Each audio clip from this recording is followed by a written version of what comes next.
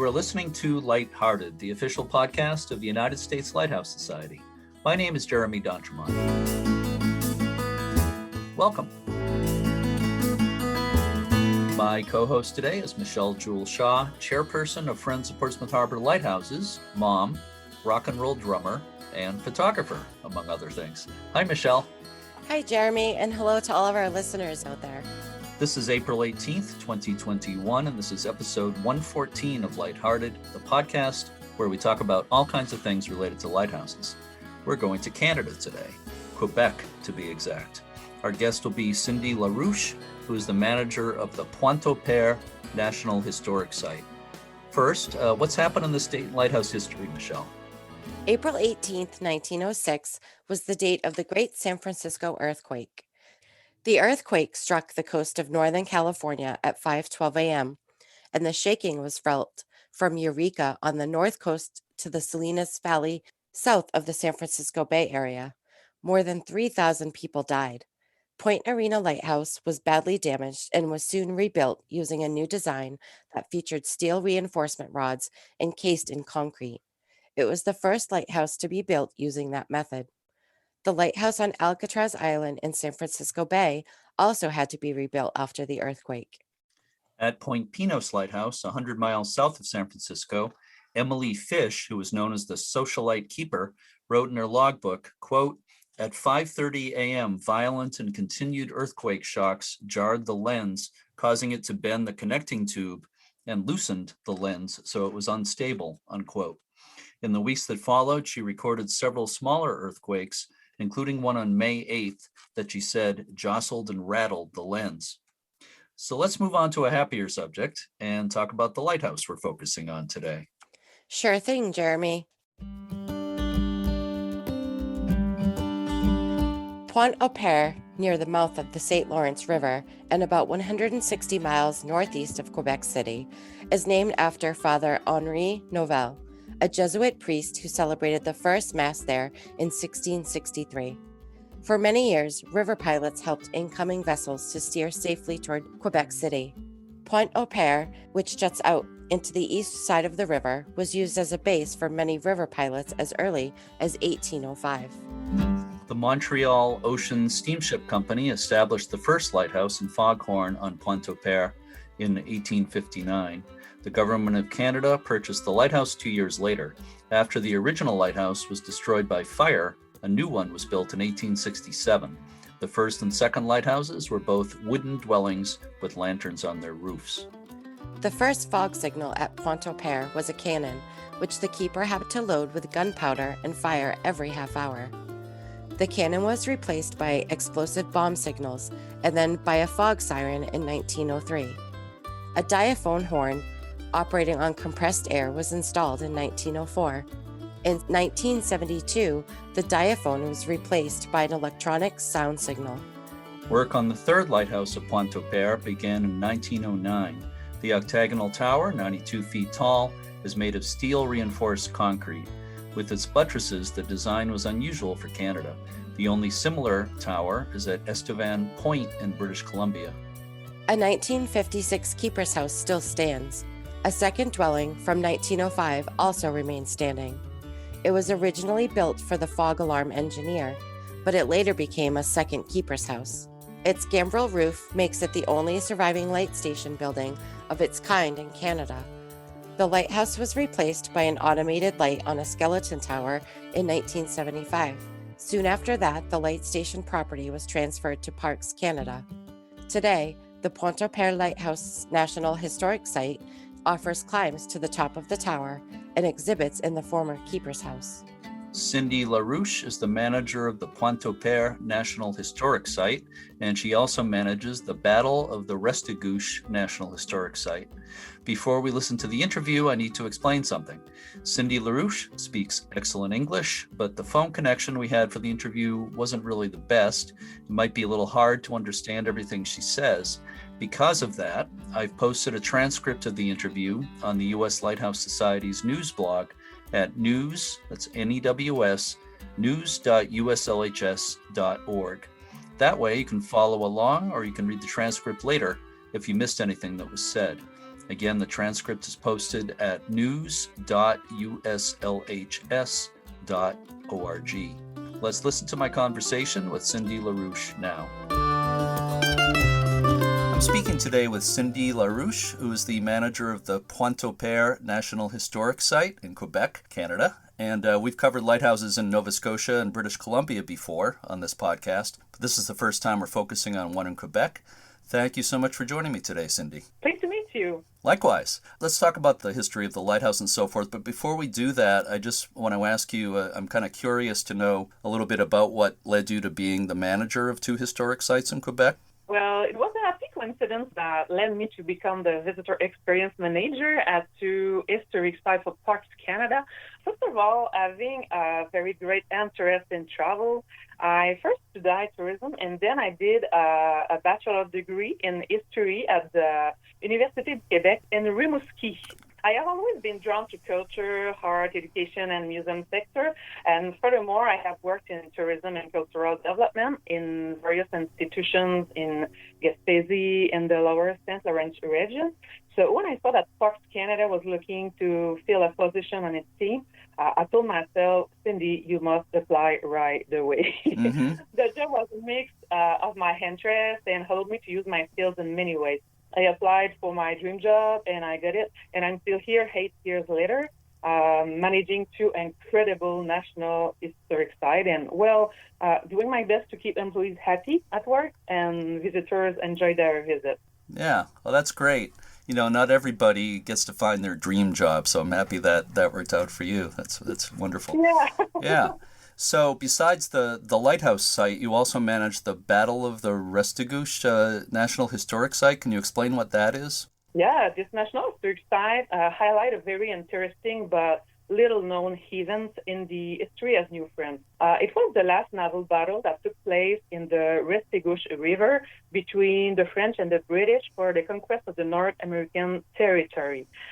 During this war in 1760, the colony of New France was forced to ask for reinforcements from France, which sent soldiers, ammunition, and food via a fleet of 6 ships. Mm-hmm. In the end, only 3 ships, including a frigate and 2 merchant ships, ended up in the Restigouche River to hide. They were eventually spotted by British ships, and a battle took place and resulted by the victory of the British fleet. And for more than 200 years, the remains of the different ships remained underwater. But in the 70s, Parks Canada carried out archaeological excavations, which brought to the surface several parts of the Michaud ship, such as an anchor, a stern post. Today, visitors can view an exhibit about this naval history, which takes place in 4 rooms that have a vintage ship look, such as a boardroom, a twin decks, and a cargo room. It's a very interesting site. Yeah, well, it sounds like it. I feel like I really need to get up there and visit both the lighthouse and the historic site for the battle. Yeah, and I will. I will come one of these days. So I'd like to talk a little bit about the history of the light station. What makes Pointe-au-Père so important for navigation on the St. Lawrence? The Pointe-au-Père site overlooks the point where internal waters meet the open sea. This very particular geographic location made it one of Canada's main navigational aid stations for over 100 years. Mm-hmm. The Quebec station was in operation between 1905 and 1959, and it's interesting to know that 4 successive lighthouses were built on the site, surrounded by sound signal and various outbuildings like a lighthouse keeper's house, a foghorn shed, and a pilot shelter. The site had also a Marconi telegraph office and medical inspection services for a ship traveling upriver. And finally, the station was also used as a testing ground for various sound navigation before use at other Canadian lighthouse stations. So I was reading that the first 2 lighthouses there were actually keepers' dwellings with the lanterns on the roof. Why was it decided to make the 3rd structure, the one that's there today? Why did they make it so different than the others? At the time, reinforced concrete had just began to be used in engineering. Reinforced concrete was chosen mainly because of its high load capacity and fire resistance, in addition to being the most economical solution at this time. I was reading about the history of the fog signals there also, which is very interesting. By my count, there were at least 5 different types of fog signals used there over the years. Maybe you could say a little bit about that? Absolutely. Whenever weather conditions reduce visibility at sea, the lighthouse keeper had to replace the usual visual signal by a sound signal. The Pointe-au-Père Lighthouse played an important role in testing different types of sound signal, which were subsequently implemented in other Canadian lighthouses. As you said, there were 5 different signals used at Pointe-au-Père. The first was the fog cannon. The sound was produced by a cannon, which the keeper had to load with gunpowder and fire every half hour.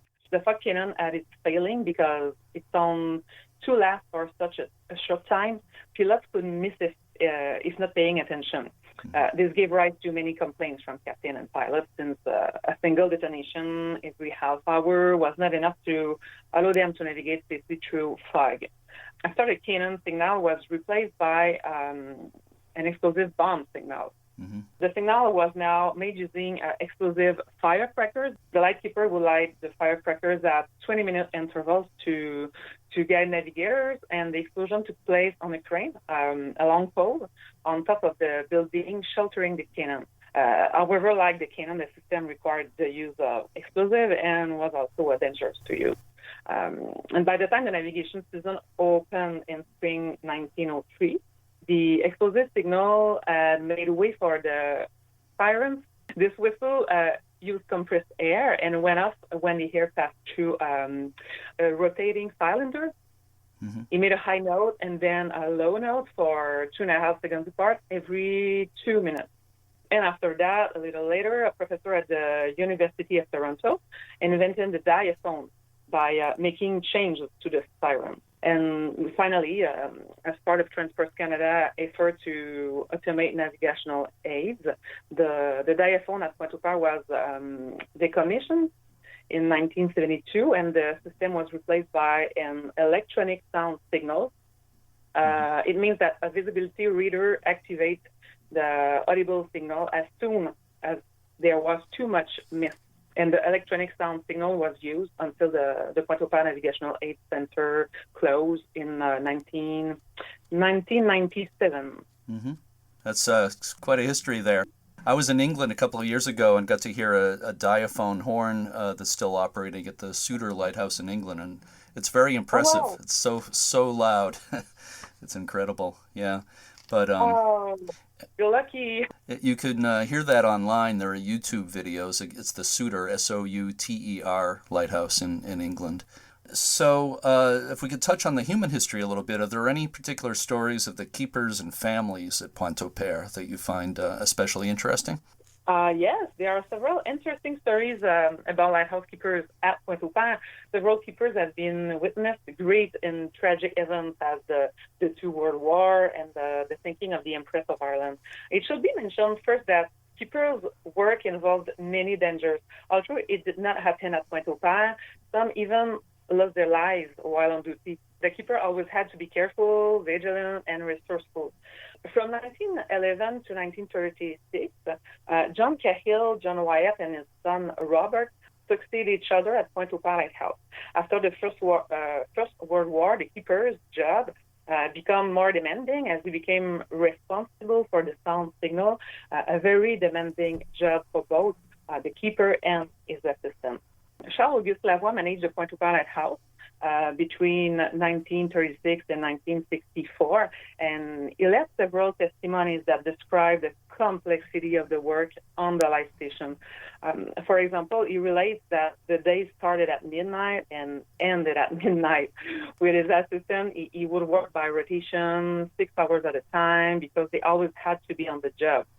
Then there was the maintenance to do on the station, so the grounds, the buildings, painting, repairing leaky roofs, and replacing windows. He relates how it was not easy to install a window that weighed between 40 and 50 pounds, 100 feet from the ground with the wind blowing.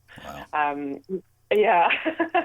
An interesting fact to know is that the role of Pointe-au-Père Lighthouse keepers changed during the Second World War with the introduction of a curfew in 1942 to deal with the incursion of German submarines into the river. So they had to monitoring. This new monitoring role complicated the keeper's already overload schedule because he had now to conduct aerial surveillance. At the designated time at Pointe-au-Père, it was at 3, 6, and 11 in the morning. They received a code transmitted over the radio, and they had to conceal it. So after that, there were 3 other lighthouse keepers on the side, and the last one, Mr. Armand Lafrance, took over in 1972, and as he was close to retirement, he was not replaced when the fourth lighthouse placed at the top of a skeleton tower came into operation about 3 years later. Mr. Lavoie lived in the keeper's house with his family until 1988. I was curious, during World War II in this country, almost all the lighthouses on the East Coast were dimmed, were actually turned off during the war, so they wouldn't help attract enemy vessels. Was that the case on the East Coast of Canada as well? Yeah, it was the case. So that the lighthouse was turned down, and they just had to do a job of surveillance. Mm-hmm. Right, just keeping an eye out. So I'm wondering if there was U-boat activity, any enemy submarines, things like that during the war? Yeah, they came into the St. Lawrence River trying to go upriver. They stopped them at, I don't remember the name. I guess it's Cloridorn in Gaspésie. They didn't went to Pointe-au-Père. People don't know about that. People don't realize how much of a danger that was. Yeah. Okay, if we could move forward to more recent years and the present day, if somebody visits the Pointe-au-Père National Historic Site and the lighthouse, and before I complete that question, I know that things have been different recently with the pandemic, but in normal times, what can people expect when they visit there? Can they climb the lighthouse when they go there? During a normal operating season, visitors can climb 128 steps of the lighthouse with a guide to admire a splendid 360-degree landscape. And as you said, our 2021 season should be launched in June, but we have to wait a little longer before announcing our tourism offer, which is significantly influenced by the evolution of the COVID pandemic. Mm-hmm. In 2020, visitors had access to animation at the foot of the lighthouse, presented by our partner, the Site Historique Maritime de la Pointe-au-Père. But whether the visit to the lighthouse is possible or not, visitors will be able to meet a guide at the foot of the lighthouse, take some time to read several outdoor interpretation panels, and they will also have access to a picnic area with a magnificent view of the river. It sounds nice. I saw that the Onondaga Onondaga submarine is also on the site. Is that also open to visitors? Yes, it is open to visitors this year, and it's the only submarine that can be visited in Canada. Wow. So when people visit the site there, what other kinds of exhibits are there for people to see? Oh, they can see the temporary exhibition, Bacon's Burning Bright, presented by the Musée Maritime du Québec in the Lightkeeper's House. This exhibit takes the visitor on a new and really original tour of Quebec's coastal landscape. The visitor can explore the history of Quebec's lighthouses through the lens of talented photographer Patrick Matt, known in Quebec as the Lighthouse Hunter. Patrick Matt. I invite you to see his website. It's very, very interesting. And this exhibit also features authentic lighthouse lenses and scale models of many St. Lawrence River lighthouses. that sounds good. And I was reading on the website something about Parks Canada Explorers. That's spelled Xplorers. What are the Parks Canada Explorers all about? So it's a program designed for young ages 6 to 12. Mainly, it's a booklet that contains a range of fun activities that will take you around the different points in Pointe-au-Père Lighthouse National Historic Site and All young explorers who have completed at least 3 of the booklet activities before the end of their visit will get a surprise by presenting the booklet at the reception area. That's great. I'm really happy to hear you do that there. Some lighthouses in the U.S. have educational programs like that, and it's always great to hear. We've got to get the children interested, start them early so they maybe they appreciate lighthouses later on, maybe help with the preservation and so forth. So that's really good to hear. The lighthouse at Pointe-au-Père is part of Quebec's Lighthouse Trail. Can you explain a bit about what the Lighthouse Trail is? Yeah. Quebec has some 43 traditional lighthouses, the vast majority of which are located along the coastline or on one of the Quebec Maritime Islands. Thanks to the efforts of enthusiasts who have transformed them or their outbuildings into museums, some 20 of these lighthouses are now enjoying a second life. The Quebec Lighthouse Trail invites people to follow the lighthouse route, whether to visit them when possible or simply to admire and photograph them. Mm-hmm. The trail, which includes the Pointe-au-Père Lighthouse, can take up to 14 days to complete, including a 3-hour ferry crossing from Rivière-du-Loup to Tadoussac. I understand there was some restoration done on the Pointe-au-Père Lighthouse in 2017. What exactly happened? What was done at that time? Before that, Parks Canada started major renovation work in 1980 to strengthen the lighthouse, repair the lantern, and ensure the long-term conservation of the entire site. Mm-hmm. All the loose concrete and surfaces and bad repair were removed, and the whole tower encased in new metal mesh and covered in and out with a shell of straight concrete. In 2017, renovation work included treating metal components, replacing the lantern glass, and a lot of painting. I'm sure. But it's very important for us to keep these infrastructures in good condition because through those kind of investments, Parks Canada is protecting and conserving national treasures while contributing to growth in the tourism sector. So, yeah, it's very important. Oh, yeah. Are there any other additional restoration projects kind of in the pipeline? Yes, we have several projects to conserve the Pointe-au-Père Lighthouse National Historic Site, including a major analysis of how we will adapt to climate change in order to preserve the site from shoreline erosion. The site is very close to the river, and each year it is more at risk of bad weather conditions. We are aware of this problem, and we really want to find a solution. Why do you think the Pointe-au-Père Light Station is important? Why does it need to be preserved? I think we must preserve the site for many reasons.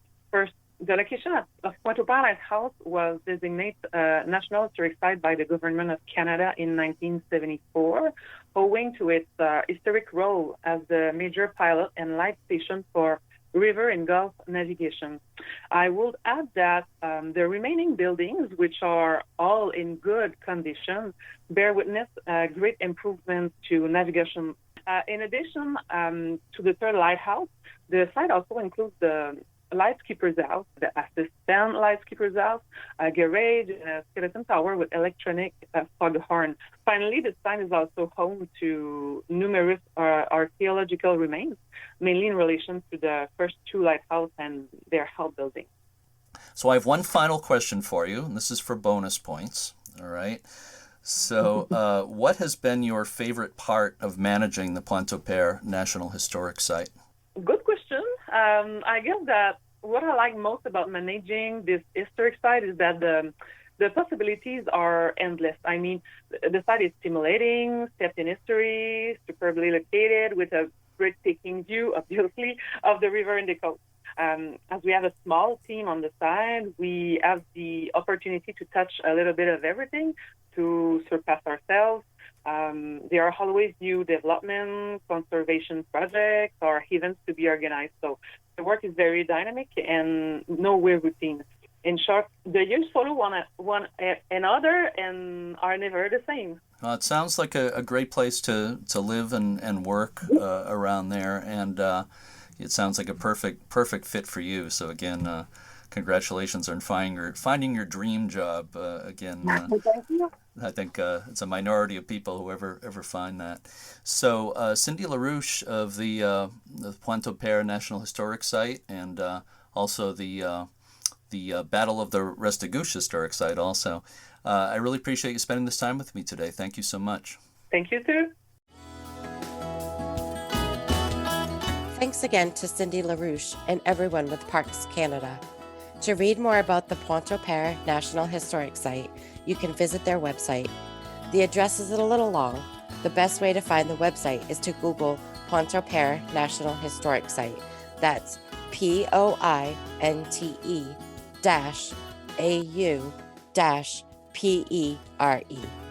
I just want to remind our listeners again that the transcript of the interview with Cindy LaRouche is available at news.uslhs.org, news.uslhs.org.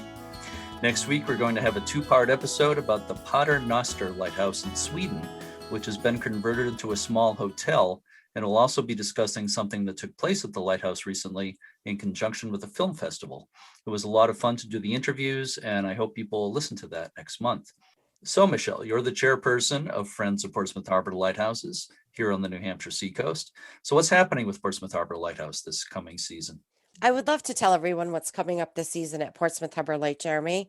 Well, we won't be doing our regular open houses each week throughout the summer. We will be offering some scheduled private tours beginning the Sunday before Memorial Day, and we'll take it from there and see how things go. But information will be posted on our website at portsmouthharborlighthouse.org by the time people listen to this podcast. So keep an eye out for that. Okay, that sounds like fun, and I'm personally looking forward to helping with those tours. You and I. So yeah, me too. Yeah. You and I will be doing probably a lot of them. It will be different for sure, different from our usual open houses we've done for many years now. But at least we'll be able to provide access for people who make advance reservations. So again, anybody who's thinking of coming to the New Hampshire Seacoast who wants to tour Portsmouth Harbor Lighthouse, be sure to check the website and make arrangements, make a reservation before you come. And doing these tours is certainly more than we could do last year when we canceled all our open houses. Yeah, so it'll be great to see hopefully some familiar faces coming out to see the lighthouse that we all love. I couldn't agree more. So before we wrap up, we're going to try something different. I want to ask our listeners to grab a pen and piece of paper if they can. We're going to have a Lighthouse Quiz. We're going to ask 10 questions and we'll give you the answers at the end. So if you're listening somewhere where you're able to write down your answers, you can do that. Or if you can't write them down, just think of the answers, and then at the end, we'll see how you do. So, Michelle, what's the first question? Okay, question number 1. In what state is the oldest standing lighthouse tower in the United States located? Again, in what state is the oldest standing lighthouse tower in the U.S. located? Okay, here's question number 2. What is the color or pattern painted on the exterior of a lighthouse called? Again, what is the color or pattern painted on the exterior of a lighthouse called? Question number 3. What is the tallest lighthouse in the United States? Again, what is the tallest lighthouse in the United States? Question 4. This is a hard one, I think. What is the only lighthouse in the United States with an elevator? Again, what is the only lighthouse in the United States with an elevator? Question 5. What was the first lighthouse built on the west coast of the U.S.? Again, what was the first lighthouse built on the west coast of the U.S.? Question 6. What is the oldest lighthouse on the Great Lakes? Again, question 6. What is the oldest lighthouse on the Great Lakes? Question 7. Who was the first lighthouse keeper on the North American continent? Again, number 7. Who was the first lighthouse keeper on the North American continent? By the way, I just want to say people should not be Googling these answers. That's cheating. So question 8, this is an easy one. Which U.S. state has the most lighthouses? Again, which U.S. state has the most lighthouses? And I would hope that most lighthouse buffs know the answer to that one. Question 9. What was the most expensive lighthouse ever built in the U.S.? Again, question 9. What was the most expensive lighthouse ever built in the U.S.? And question 10. What is the northernmost lighthouse in the continental United States? Again, what is the northernmost lighthouse in the continental United States? Okay, now we'll give the answers. Question number 1. In what state is the oldest standing lighthouse tower in the U.S. located?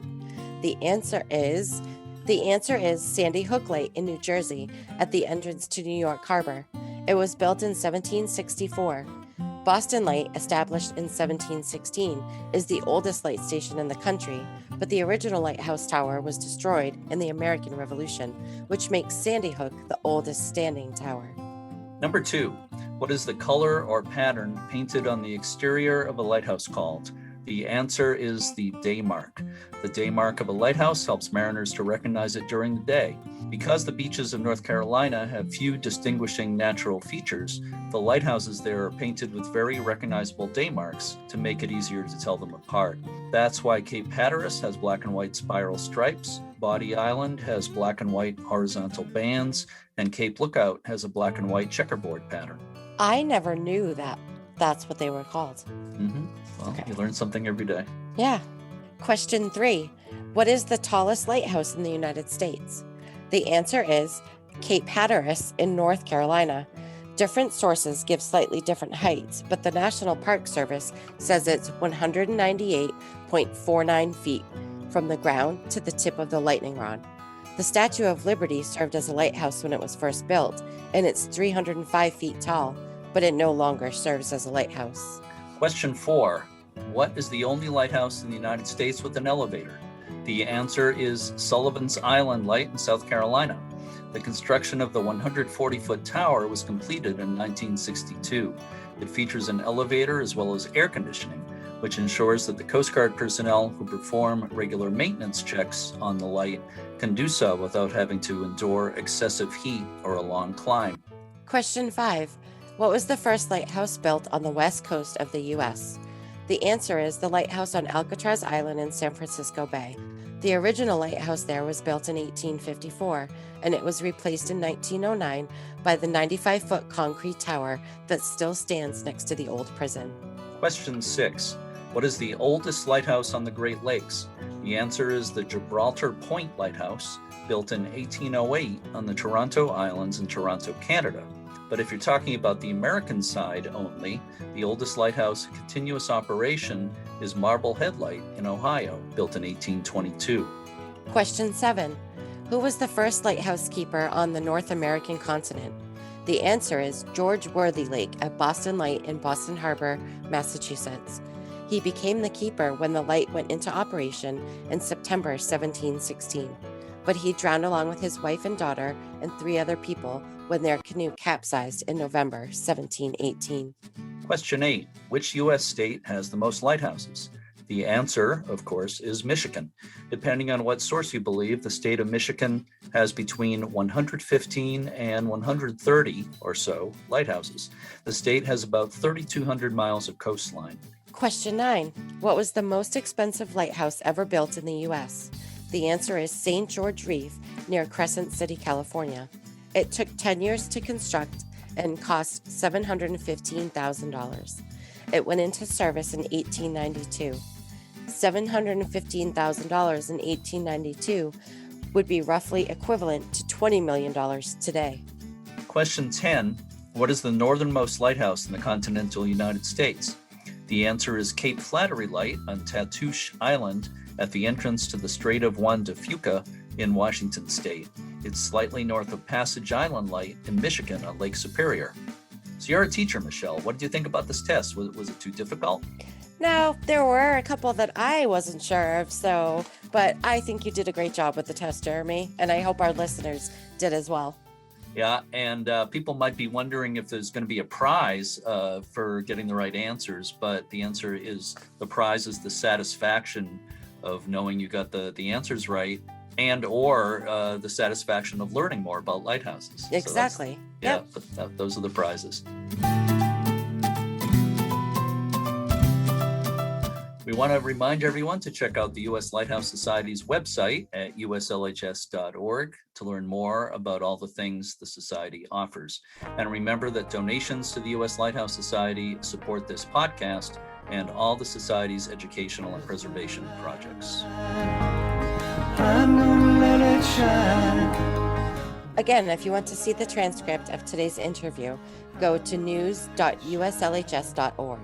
If you listen using Apple Podcasts, please rate and review us. I'm gonna let it To everyone who works to preserve history, thanks for all you do. We're all on the same team. As always, thanks for listening, and Keep a good light. everywhere I go. I'm gonna let it shine. Everywhere I go, I'm gonna let it shine. Everywhere I go, I'm gonna let it shine. Let it shine, let it shine, let it shine.